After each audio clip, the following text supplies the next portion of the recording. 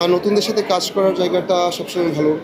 এটা এক ধরনের ইয়ে পাওয়া যায়। সো আমার কাছে বেশ মনে হয় যে নতুনদের সাথে কাজ করা বেশ মচমচে একটা ফিল কাজ করে আর কি তখন। যে আমার বড় পর্দায় যাওয়ার এখনো কোনো প্ল্যান নাই আসলে। আমি বড় পর্দায় যে কাজ করছি না তা না।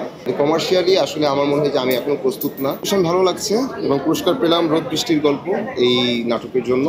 তো এই নাটকটা আমার ভালো লাগার প্রচণ্ড কারণ হচ্ছে যে এই গল্পটা আমার আমার সবসময় ইন্টেনশন এরকম থাকে যে একটু ভিন্ন গল্প ভিন্ন প্লট যদি আমরা পাই, মানে হয় না যে আমরা পারিবারিক গল্প বলি, প্রেমের গল্প বলি, সংগ্রামের গল্প বলি, তো তার মধ্যে আমার মনে হয় যে ওই সংগ্রামের গল্পটা কিছুটা কম আসে। তো সেই জায়গা থেকে এই গল্পটা যখন আসলো আমার কাছে একটু বিশেষ চ্যালেঞ্জ ফিল হলো যে এই কাজটা আমি করতে চাই।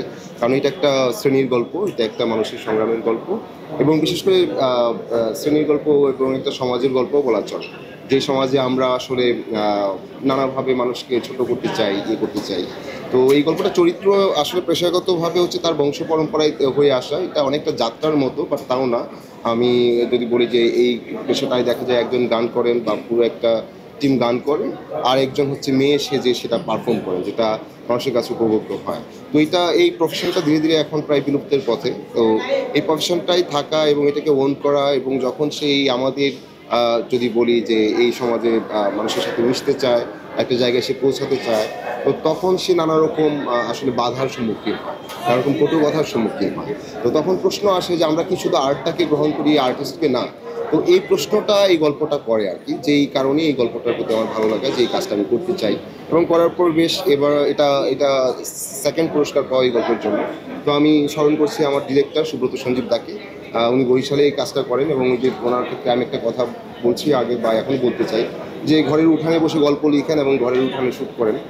সো তার যে এই যে নিজস্বতা এবং নিজ যদি বলি যে শিকড়ের প্রতি যে তার এক ধরনের আস্থা এবং সেটাকে প্রকাশ করার যে তার একটা প্রবণতা, সেটাকে আমি স্যালুট করি।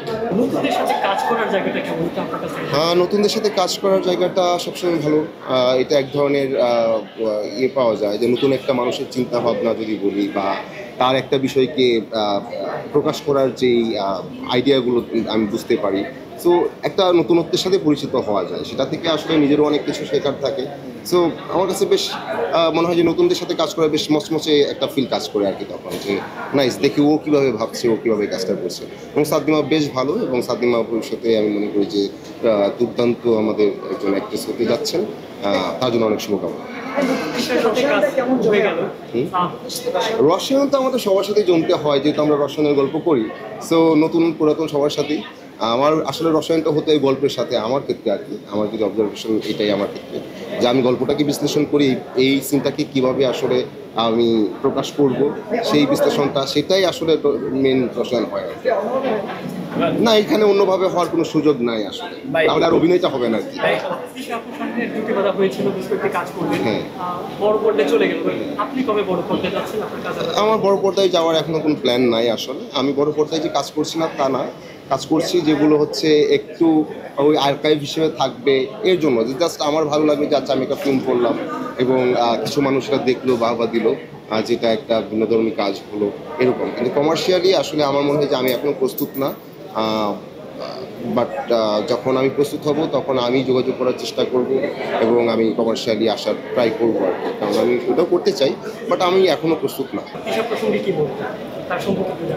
তানজিন তিশা খুবই দুর্দান্ত পারফর্মার এবং দারুণ অভিনেত্রী উনি। ওনার সাথে আমি কাজ করি, তো আমার ক্যারিয়ারের শুরু থেকেই ওনার সাথে আমার কাজ হয় এবং আমি খুব লাকি যে আমি দারুণ সব অ্যাক্ট্রেসদের এসে পেলাম, তাদের কাছ থেকে আমার অনেক কিছু শেখা।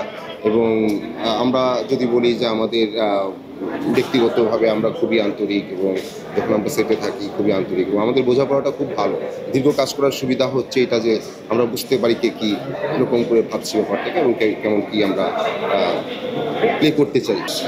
কাজল রেখা সর্বশেষ ছিল, সামনে এর ভিতরে আরও 2টা ফিল্ম করা হলো আমার।